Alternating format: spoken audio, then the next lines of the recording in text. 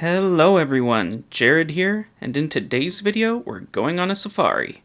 And unfortunately, that means that I had to get up really early in the morning in order to see all the animals while they were still active. Good morning.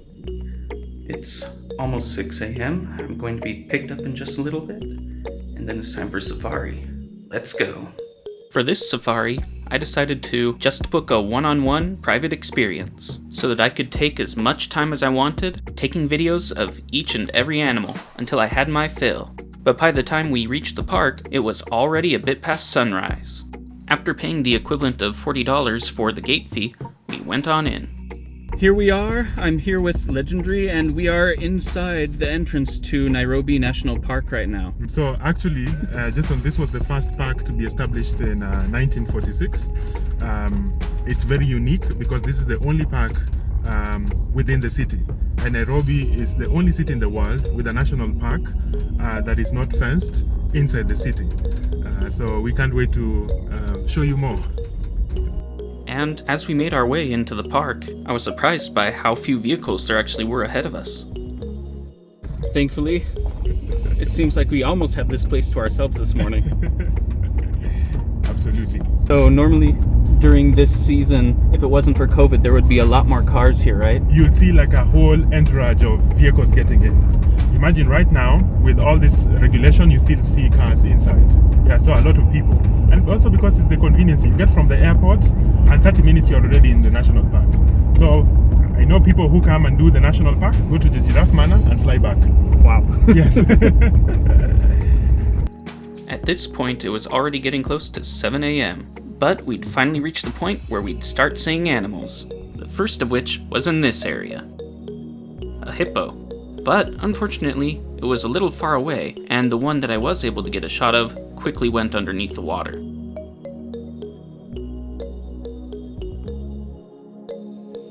Just a little bit further into the park, I was lucky enough to see a very rare sight, a rhino, one of the hardest to spot animals that you can find in Nairobi National Park, and it had a little baby with it as well.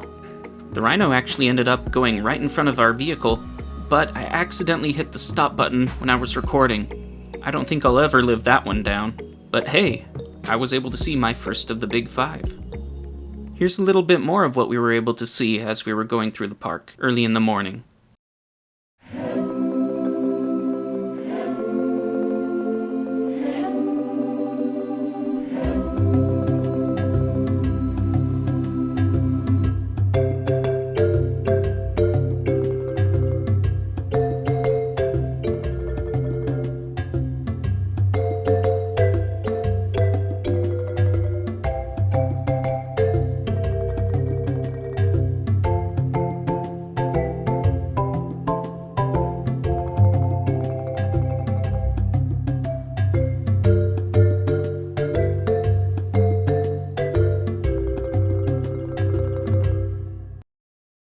Eventually, we had to back our way up because we heard over the radio that there was something we had to see. So we rushed back along the dirt path as fast as we could until we eventually found it. Our first and only lion sighting while we were at the park. If you want to see lions, you have to wake up really early to see them and get lucky.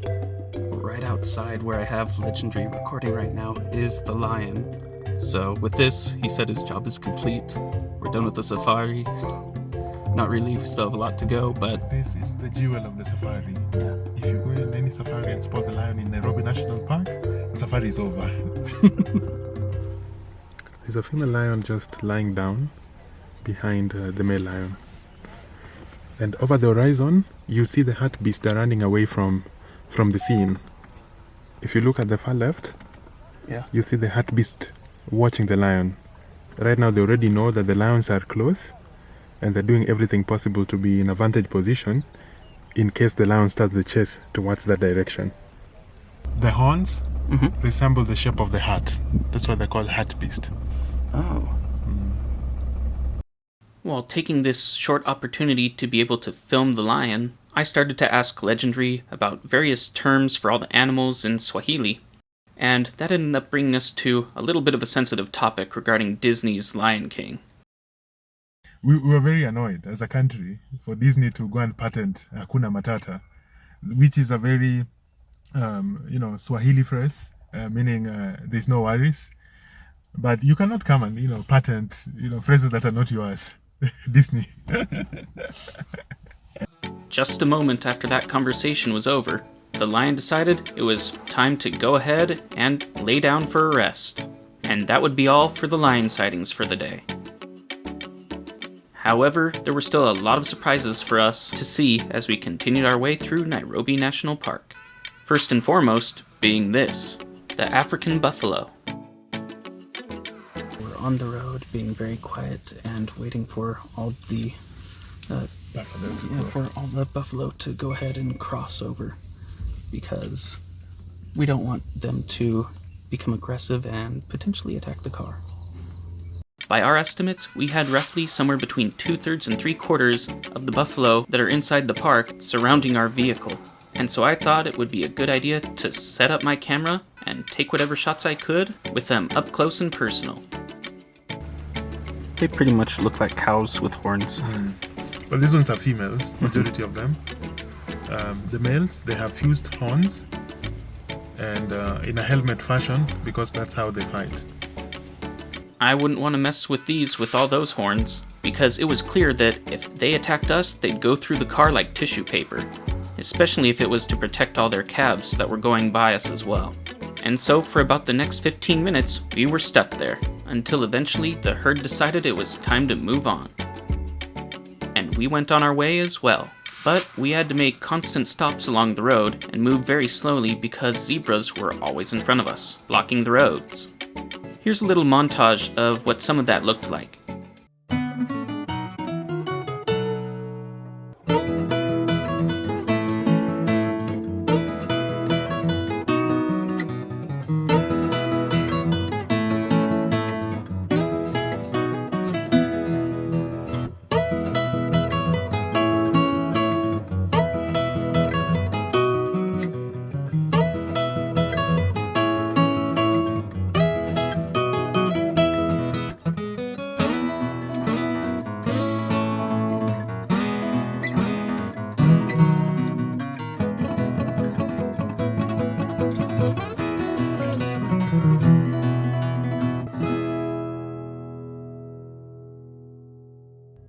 As we made our way through the park and the sun rose higher, many of the predators that were out had already gone to sleep. So while we were able to film things such as the ostriches, impala, zebra, and other herbivores, we weren't really able to see all that many predators. Animals such as jackals and hyenas were already resting, just like the lions. But don't worry about not being able to see them here, because you'll be able to see them in future footage in my second safari. Anyways, while I was shooting the impala, I happened to notice that in the background there was the high-speed rail track that cuts through the middle of the Nairobi National Park. And by pure coincidence, I happened to notice that the train, which happens to run just twice during the day, was speeding past in the background. What a lucky shot. Eventually, we found ourselves at the entrance to a valley where there's a picnic site that you're allowed to go ahead and get out of the cars for a moment and eat, or take the opportunity to shoot some videos and photos. Just make sure though that you don't feed any of the monkeys. We decided we'd go ahead and take some photos here too, and while taking the photos, I happened to notice there was something small on the ground right next to us. What is this that's right down here next to me? Mountain mouse. A mountain mouse. First time seeing one of these. This mountain mouse, I later learned, is also known as a hyrax, which, although their appearance is similar to marmots, they're actually more closely related to elephants, and they can be found all across the continent.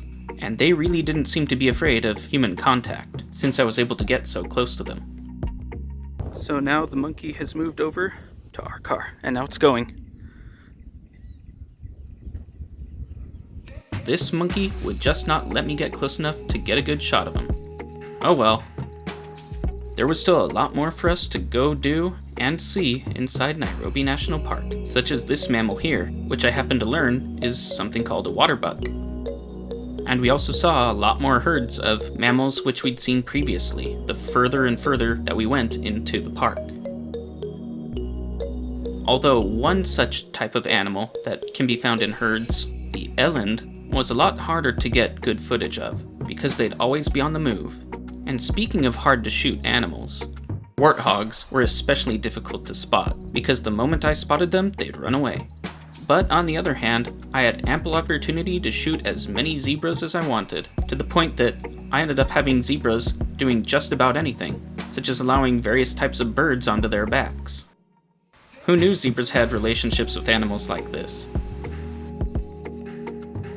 We found numerous types of cranes, some of which tried to block our path on the road, as well as guinea fowls, ducks, and more. Particularly around the lake at the far end of Nairobi National Park, where we spotted the largest bird of all after the ostriches, the marabou stork. I couldn't believe how long its legs were when I watched it move right next to all of the ducks. Look at that thing. And while filming the storks, by sheer coincidence, I happened to notice there was a young crocodile moving between them, making its way out into the water. What surprised me the most was the fact that all the birds around it didn't really seem to be that nervous, despite it being a predator. But as it slowly made its way further and further out into the water, there was a point at which all the birds got a little flustered and moved back towards the shore, seemingly having realized the dangerous situation that they'd put themselves into. Speaking of crocodiles, there were bunches of them just resting on the shores ahead, soaking up as much sun as they could. We were able to get so close to them in the car, and if Legendre hadn't spotted them and pointed them out to me because of how they blended in with the ground so much, I really think we might have actually run them over, if it had been me that was the one driving. It's a good thing that I was here with an experienced driver in the park. At this point, we'd seen most of what we wanted to see on this safari, but we still hadn't spotted any giraffes yet, unfortunately. And while we moved on our way to a spot that Legendre said he always sees them, I decided to ask Legendre some questions. So how many years have you been driving through the national park? Through Nairobi National Park, this is my 4th year. Okay. 4th year of safari. And how many drives through here have you done again? I lost count at one point. But if I could get that by the reviews, I've got 93 reviews for Nairobi National Park on TripAdvisor, so more than 100 times. Those are the ones who left reviews. I got lost like 16 times on my first trip to Nairobi National Park. Right now, I direct people on where to find animals. So it has been a journey of exploring, now having a sense of probability of where animals could be, and it's even getting better. Oh, right here. Perfect. I'm going to turn this around. Nobody gets to see something like this on the road. And there we were. Just on the road ahead of us was our first giraffe. We slowly made our way inch closer to it before stopping the engine and taking a moment to enjoy the view.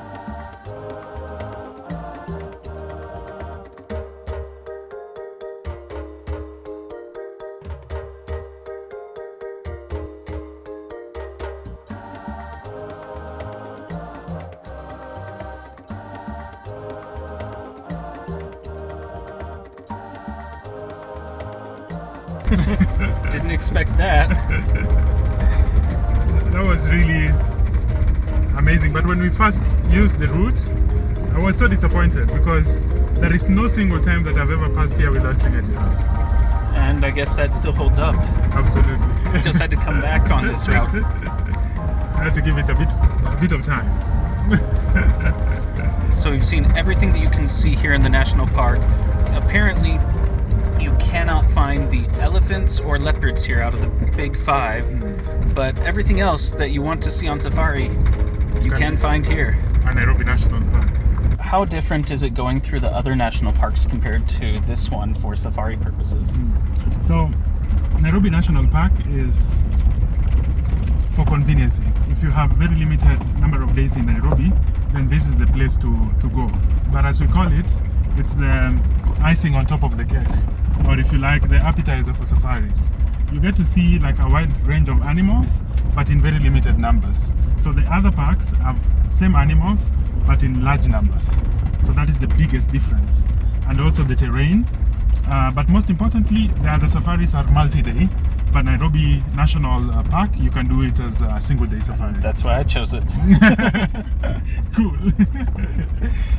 Also because it's you know. Thank you. After that, we continued to spot a number of giraffes, all of which happen to be the same type, the Maasai giraffe.